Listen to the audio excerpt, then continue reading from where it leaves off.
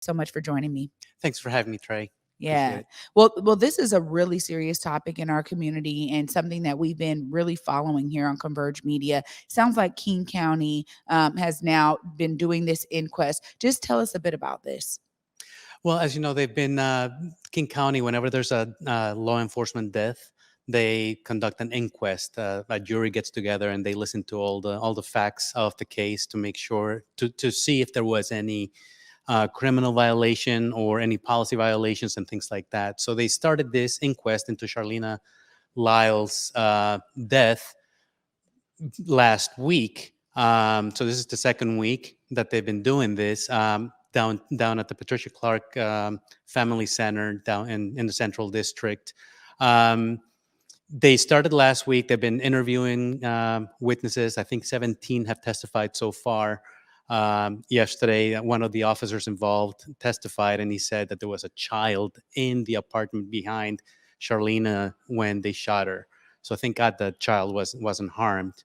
As you know, the officers were called by Charleena. Well, she called 911, I guess, and she said that there had been a burglary. The officers responded. Once inside, they had a conversation, and they alleged that she charged them with a knife, a paring knife, apparently. And they told her to stop, they say, but she didn't. And they shot her 7 times, 3 times in the back. So they've been having the inquest. We had an incident on Wednesday when one of the lawyers for the officers said that Charleena had committed suicide by cop. It was not the best scene. Charleena's father, who's been present at all the hearings, had a reaction, and here's what happened. All of that is out of this case. It's completely speculative. There's no evidence that she might do suicide by cop in front of her little children. It's just absolutely outrageous. Is there anything on that before? Well,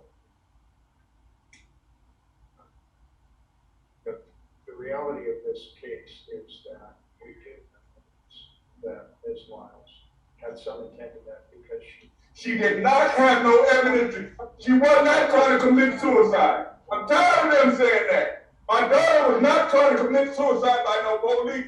It's wrong for you to keep saying that. I don't care, man. I'm just tired of them lying at my daughter. She's gone. It hurts me.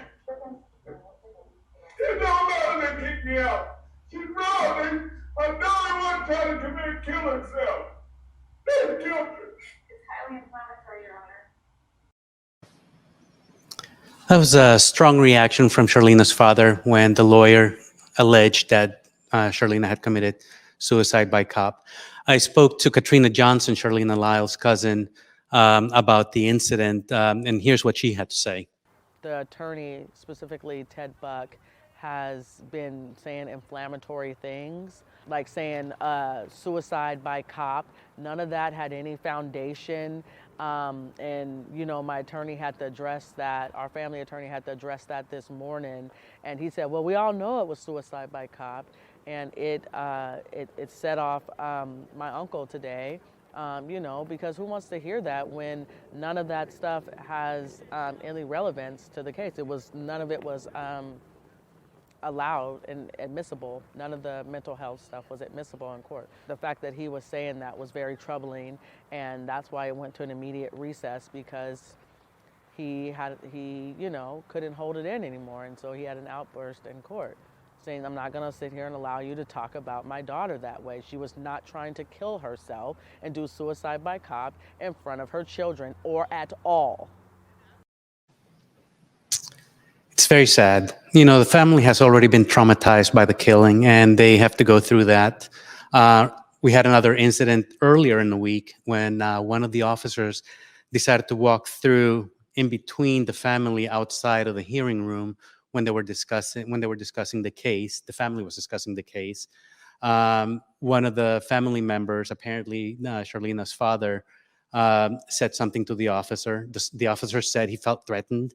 So he called his captain, and what the police did is they sent a SWAT team to two members of a SWAT officers into the building on Monday. Here's Katrina's reaction to that.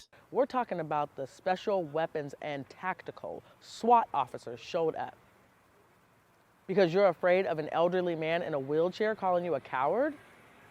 If that's the case, then I know that day on June 18, 2017, my cousin Charleena Lyles didn't have a hope in the world. Because if you're afraid of a man that is wheelchair bound, no wonder you were afraid of a 5'3", 100-pound pregnant woman.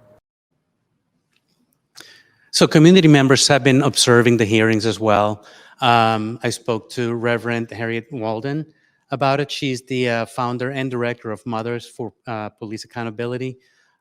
She said, if this had been a white woman, this never would have happened.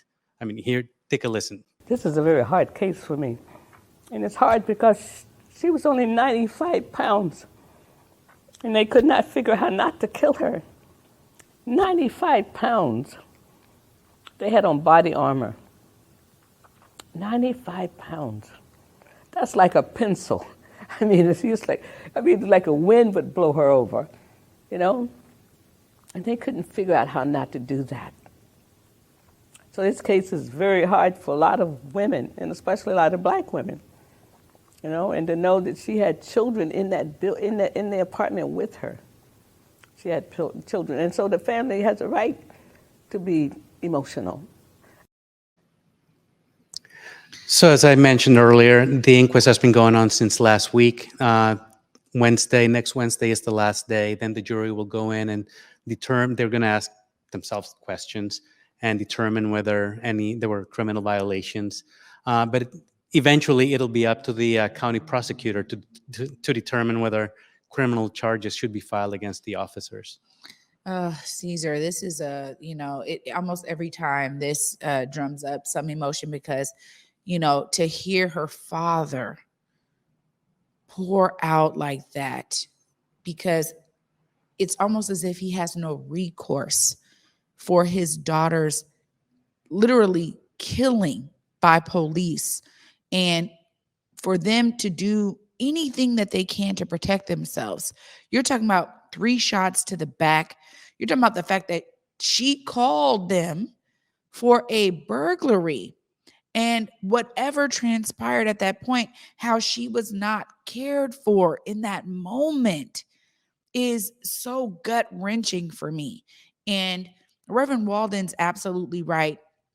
This is something that is hitting the Black community here and beyond very deeply because, again, what recourse do we have when we feel that we need to call the police when we see ending results like this, Ceaser? It is beyond me. And I'm glad that King County is doing this inquest, but it's just disgusting that to try to save themselves, the police force is utilizing this narrative of suicide by cop. I mean, you were there. What are some of your takeaways from this, Ceaser? Well, the family's upset, and they've been traumatized for several years now because of this incident. They want to see some accountability. Obviously, they would like to see these cops indicted, and they want charges filed and convictions. But will that be enough? I don't know. I mean, we see this time and time again. The police just acting with impunity, it seems sometimes. In this case, the impression is, as Reverend Walden said, why did they have to kill her? Why didn't they have a taser? One of the police officers said he didn't have it on him because it had run out of battery and he left it at the station. They had batons. Why didn't they use them? This is a small woman going up against 2 big police officers. I mean, I've been there. I've seen them. They're taller than 5'3", taller than me. They couldn't subdue her somehow, save her life, instead of they resorted to shooting. And according to Reverend Walden, in my conversation with her, she said that it's apparently against police policy to not use fatal means to stop somebody like that, which just boggles the mind. To me, I just I don't understand that personally. How you can't? There's got to be something that you can do besides just shooting them immediately 7 times. A small woman, 95, 100-pound woman. I don't understand that myself, and I think that's why the family is so upset about it. Yeah, and their sentiment is, equally felt in community, because when we hear things like that, okay, maybe if that was what it was for every single case, maybe we wouldn't have precedents to have this kind of emotional response, right? However, I want to make a comparison here, okay? When we saw the case of the white football player who almost killed his girlfriend at the time, 2 police officers showed up there. He's huge. He charges at them, and yet come on, hand strikes. Hand strikes. Absolutely, Omari, to NFL player and huge person. And he's right. 3 officers hand strikes.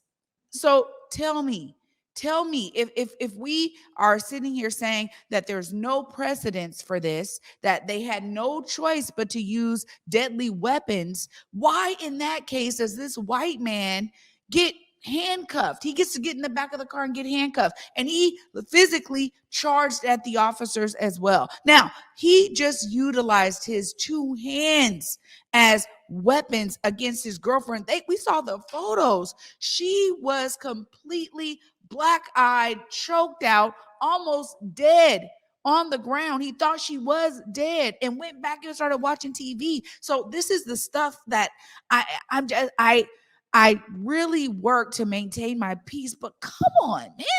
There's no reason that they had to utilize their guns to subdue Charleena Lyles. When you're there and you're hearing this from the family and you're experiencing that emotion, oftentimes they want us that are here to report on these things to stay objective. But when we see these kind of cases time and time again, Ceaser, it does set a very clear precedence that there is something that is very different about how they approach these cases when they are Black folks or families of color versus non-colored folks. It's just truth.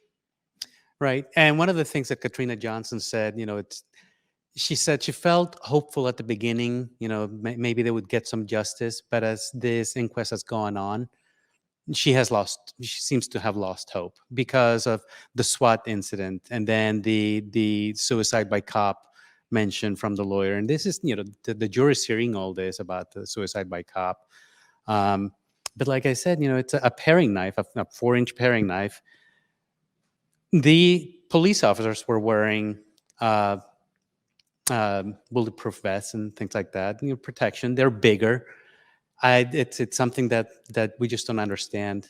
And like Reverend Walden said, if this had been a white woman, she would be alive today. She would be alive today.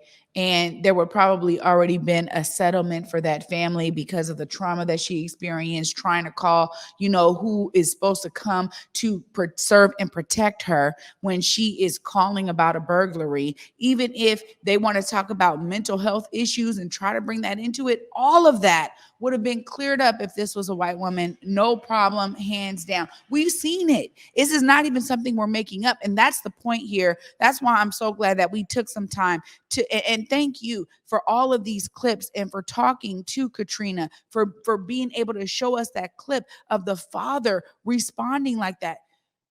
Them calling SWAT on him, an elderly man in a wheelchair because they felt threatened. That would be very different if that was the father of a white woman who was in the same circumstances. They would let that go. They would also be like, well, we understand, his frustration, he lost his daughter. There's all kind of other ways that they would permeate that information into their bodies. But instead, when it's Black folks doing it, oh my goodness, let's call some SWAT folks. Let's have them come in, make sure that the officers are cared for. Again, this case is really revealing a lot about our injustice system. And it is one of those things that here at Converge and here on the Day with Trae, we want to stay on top of these things. So, Ceaser, I just really appreciate you for bringing this to light. Thank you for those clips. I mean, this is something we got to stay on. It says the last case hearing is on Wednesday, you said? The last hearing is on Wednesday, July 6th. And I'll just bring something up as well. This is a revamped process for these inquests. Apparently, they used to be really, really biased toward police, and now they include the families and they have attorneys there to represent the family. So, if this is what a fair or more just system is or process, it leads to a lot of questions about the process. Yeah, we've got a long way to go, Ceaser. That is for sure. And if we're not informed and engaged in cases like this, the status quos continue, and we've seen that time and time again. So again, for us here at the Day with Trae and Converge, we have to stay on these stories, because we also have to understand that all of these processes affect us all. Charleena Lyles' family had no idea that they would be in the situation they're in right now. And for me, this is something that is indicative of the fact that we need to know how these things play out, because we never know if that's going to be one of us, if that's going to be our family that has to deal with what they're dealing with right now. So again, Ceaser, thank you so much. You're welcome. Yeah. Oh my goodness. Tough.